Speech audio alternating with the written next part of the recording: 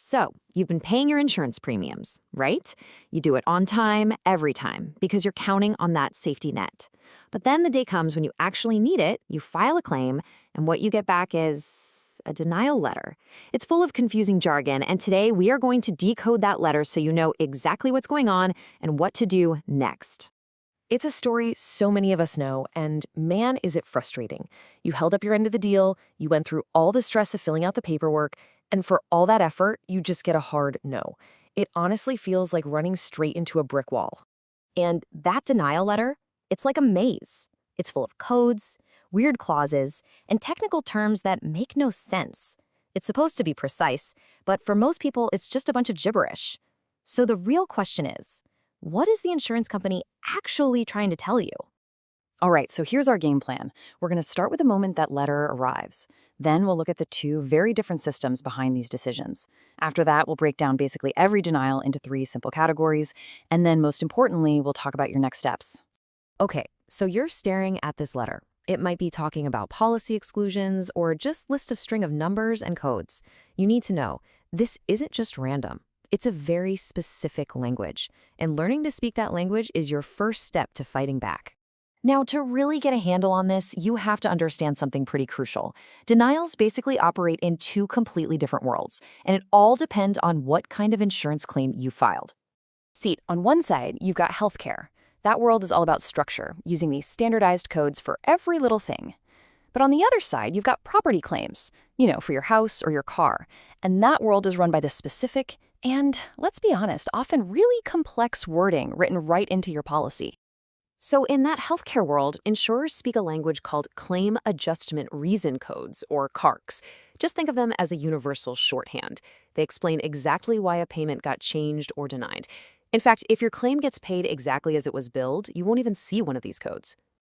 But here's the good news. Even with these 2 different systems, we can make this so much simpler. We can sort almost every single denial you could ever get into just 3 straightforward categories.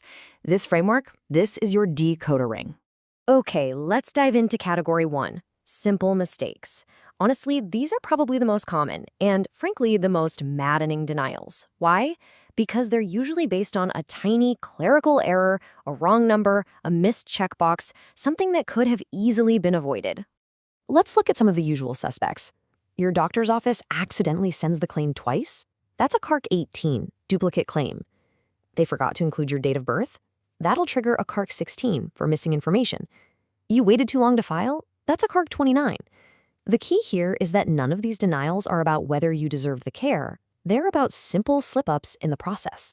So, if Category 1 is about fixable paperwork slip-ups, Category 2 is a whole different beast. This isn't about mistakes anymore. This is about the black and white rules written into your insurance contract.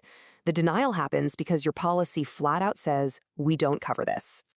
A classic example in healthcare is prior authorization, which gets a CARC 197 denial. It's simple. For certain procedures or drugs, many plans say you or your doctor have to get a green light before you do anything. If you skip that step, it's an automatic denial. It doesn't matter if the treatment was life-saving. You broke a rule in the playbook. And for your home or property insurance, the rule book is all about these things called exclusions. Your standard policy is almost never going to cover floods or earthquakes. You need totally separate policies for those. And it's also not going to cover gradual problems, like a slow leak that's been happening for months. Why? Because insurance is for sudden, accidental events, not problems from a lack of maintenance. And that brings us to our third and definitely most complex category, the judgment call. This is the gray area. This is where your claim gets denied not because of a typo and not because of a clear rule, but because the insurance company made a subjective call about your situation. This quote from an expert just hits the nail on the head. Medical necessity is the term that acts as the gatekeeper. Your doctor, who has actually examined you, might say a treatment is absolutely essential. But then an insurance reviewer who has never even met you can look at a chart and say, nope, we disagree. So what does medical necessity even mean to an insurer? Well, they define it as care that meets accepted medical standards and isn't just for your convenience. But that definition, it leaves a ton of room for interpretation.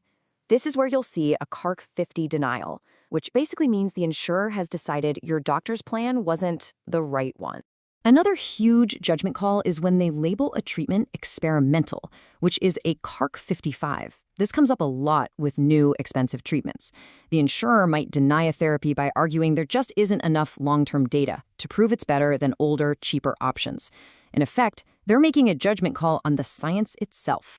All right, so you've looked at your denial and you've figured out which category it falls into. Now what? Well, here is the single most important thing you need to remember. A denial is not the end of the story. It's not a final verdict. It is the starting line.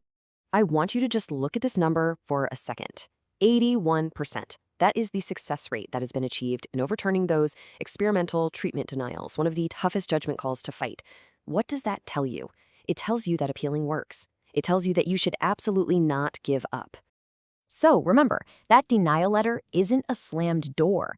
Think of it as an invitation to have a conversation. And now you understand the language they're speaking. The only question left is, are you ready to use that knowledge to make your case?